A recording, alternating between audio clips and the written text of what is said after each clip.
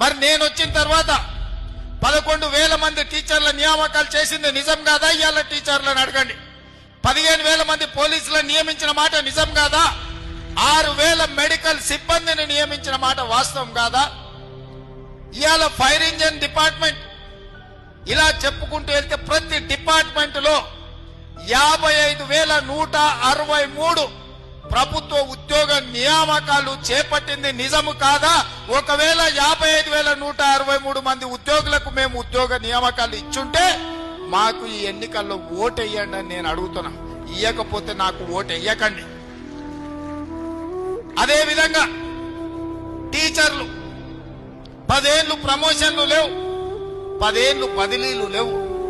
35,000 మంది టీచర్లను బదిలీ చేసి 22,000 మంది టీచర్లకు ప్రమోషన్లు ఇచ్చి తండాలలో గూడాలలో టీచర్లు లేకపోతే అక్కడ 11,000 మందిని నూతనంగా టీచర్లు నియమించి ఆ పాఠశాలల టీచర్లు నియమించిన మాట నిజం కాదా? ఇవాళ ఈ ట్రాన్స్ఫర్లైన 35,000 మంది టీచర్లు ప్రమోషన్లు వచ్చిన 22,000 మంది టీచర్లను కొత్తగా నియామకమైన 11,000 మంది టీచర్లను నేను అడుగుతున్నా.